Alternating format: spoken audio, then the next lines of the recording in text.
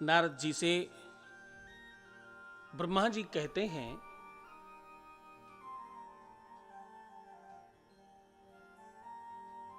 कि नारद, मैंने सृष्टि की रचना करी, सृष्टि में बड़ी सारी चीजें बनाई, और सबसे पहले मैं नारद तुमसे कहूं कि मैंने सृष्टि की रचना देवादिदेव महादेव की कृपा से ही की।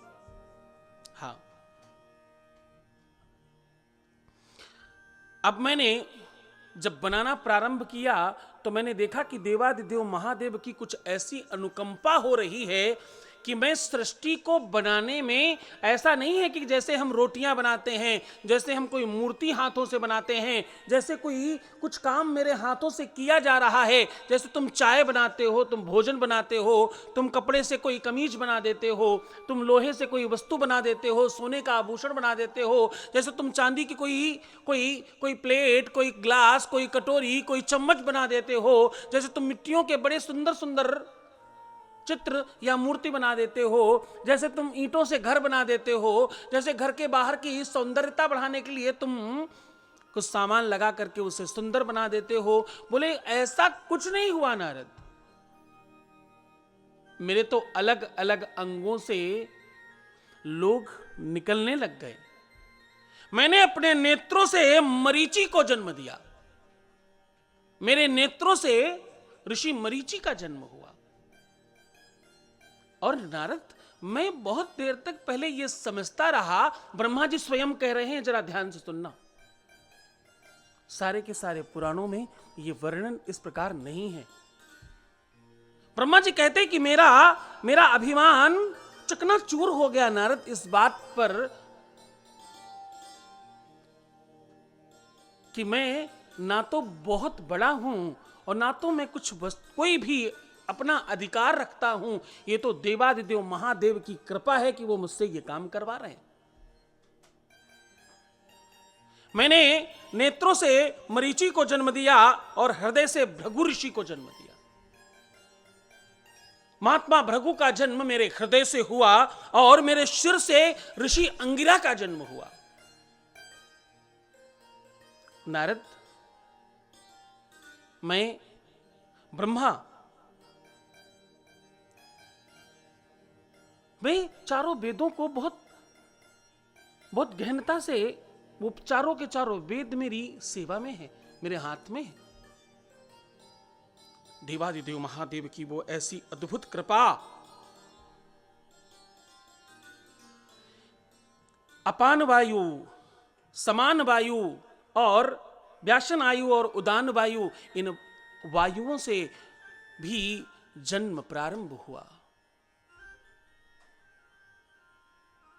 और नारद, व्यासन वायु से मैंने मुनिश्रेष्ठ कुलह को जन्म दिया, और समान वायु से वशिष्ठ को, उदान वायु से पुलस्त को, और अपान वायु से कृत को जन्म दिया।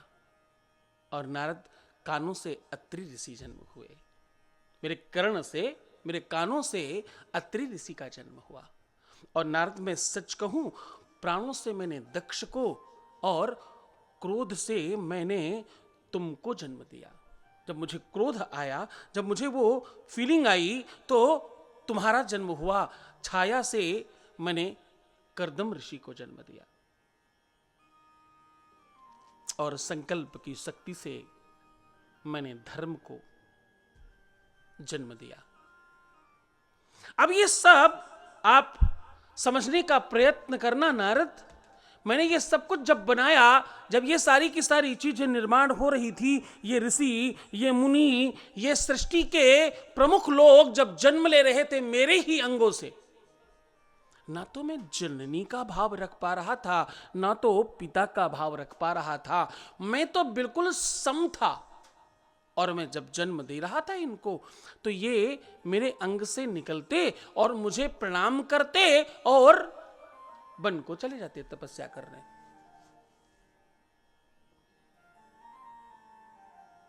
मुझे लगा सृष्टि की रचना में देवादिदेव महादेव की अभी कृपा शायद शेष है।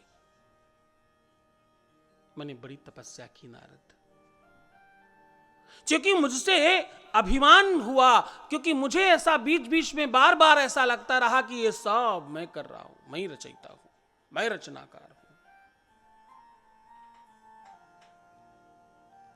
तो नारद, उस अभिमान का मर्दन हुआ मेरे, और वो अभिमान मर्दन मुझे याद रहता है जीवन पर्यंत, मुझे वो स्मरण रहता है।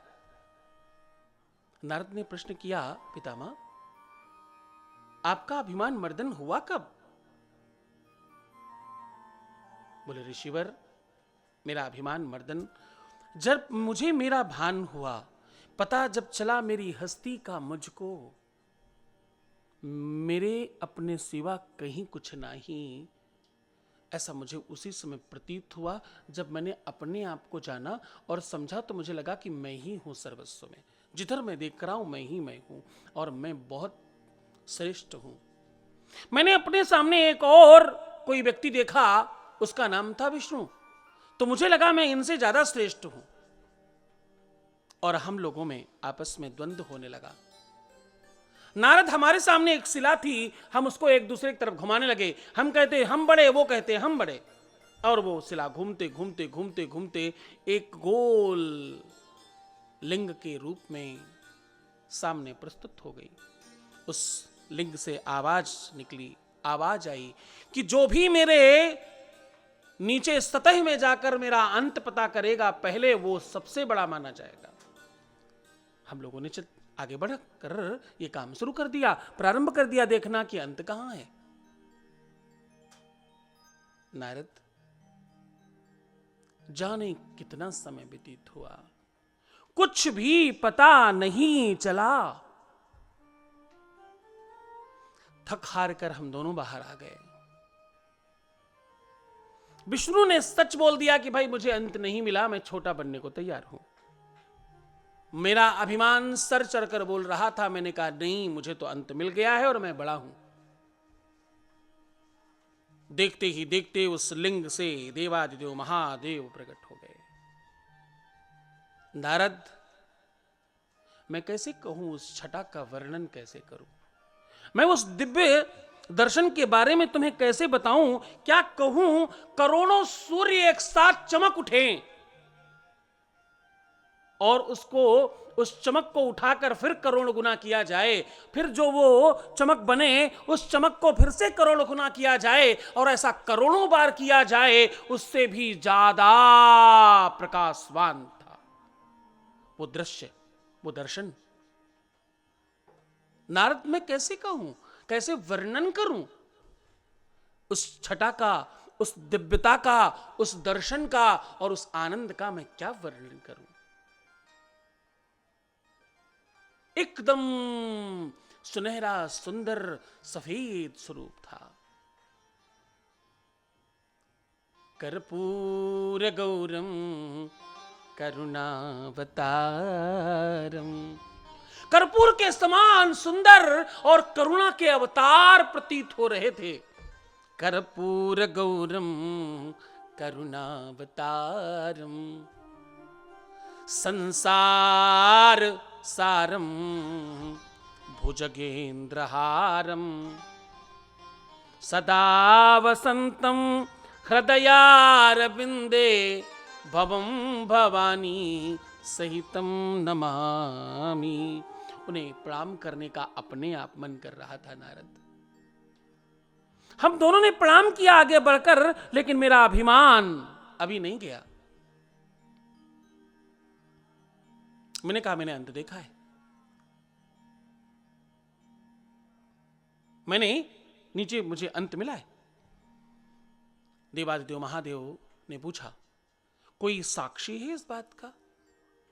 तो मेरे सामने गौ माता खड़ी थी। मैंने उन पर अपना प्रभाव बताते हुए कहा कि आप इनसे पूछ लीजिए और ये हां कहेंगी। गौ माता ने मेरा पूरा साथ तो नहीं दिया, लेकिन मेरे प्रभाव में आकर के उन्होंने अपना सर जरूर हिला दिया। पास में केतकी खड़ी थी, उन्होंने कहा हां, इनको अंत मिला है। देवादिदेव महादेव रुष्ट हो गए। भगवान शंकर ने कहा, तुम सत्य बोलते, वास्तविक रहते, जो तुम हो वो रहने का प्रयास करते, तुम्हारी सहजता और सरलता देखकर हो सकता है कि मैं तुम्हें पूज्य बनाता, लेकिन क्योंकि तुम झूठ बोल रहे हो, तुम्हारे झूठ में केतकी ने साथ दिया है पूरा, इसलिए केतकी मैं तुम्हें श्राप देता हूं कि तुम जाओ भूमि पर वनस्पति बनकर पड़े रहोगे और तुम्हारा पुष्प किसी काम नहीं आएगा। मेरे ऊपर घास फूस बिलपत्र धतूरा मंदार कुछ भी चढ़ा दो चढ़ेगा, केवल केतकी नहीं चढ़ेगी। केतकी चढ़ाया तो 1 करोड़ अश्वमेघ यज्ञ का जिस प्रकार शुभ फल मिलता है, वैसे ही 1 करोड़ गौहत्या का फल प्राप्त होगा। और नारद माता गाय पर, मैया गैया पर कृपा करते हुए देवादिदेव महादेव ने कहा, तुम्हारे शरीर में 33 कोटि देवता विराजमान हैं, तुम पूज्य हो, तुम श्रेष्ठ हो, तुम अग्रणी हो, तुम धर्मवान होनी चाहिए थी, क्योंकि तुमने इनकी बात में सहमति जताकर सर हिलाया, तुम्हारा सर नहीं पूजा जाएगा। सबको तिलक किया जाता है, आरती की जाती है, आराधना किया जाता है, सत्कार किया जाता है, सम्मान किया जाता है, वंदन और अभिनंदन किया जाता है सामने से। माता गैया का अभिनंदन पीछे से होता है हमेशा। उस पूज्यता की वजह से ये कृपा ही थी। गाय माता ने बहुत प्रार्थना की, बारंबार देवादिदेव महादेव के तरफ आगे बढ़कर नाना प्रकार से प्रार्थना की है। बाबा शिव प्रसन्न होकर बोले, जाओ तुम्हारा सर पूज्य नहीं होगा केवल, बाकी तुम्हारा पूरा शरीर पूजा जाएगा। तुम्हारा यहां तक कि गौमूत्र और गौ गोबर भी पूज्य होगा, तुम्हारा सर पूज्य नहीं होगा। इसलिए गाय की पूजा पूंछ पकड़ होकर होती है, गौदान पूंछ पकड़ कर किया जाता है। गाय की जितनी भी विशेष पूजा है वो सब पूंछ पकड़ कर की जाती है। नारद, मेरा अभिमान मर्दन हुआ, मेरा सर कटा, फिर से लगा। देवादिदेव महादेव की बड़ी अनुकंपा हुई और मुझे फिर से उन्हें पद दिया। मैंने अपनी असत्य संभाषण की वजह से पूरे विश्व में मेरी कहीं पूजा नहीं होगी ऐसा श्राप दिया। उसके बाद मेरी प्रार्थना पर, मेरी अन्वय विनय पर, मेरे सहज स्वभाव की वजह से मुझे फिर से आशीर्वाद देकर पुष्कर में मुझे एक स्थान दिया देवादिदेव महादेव ने।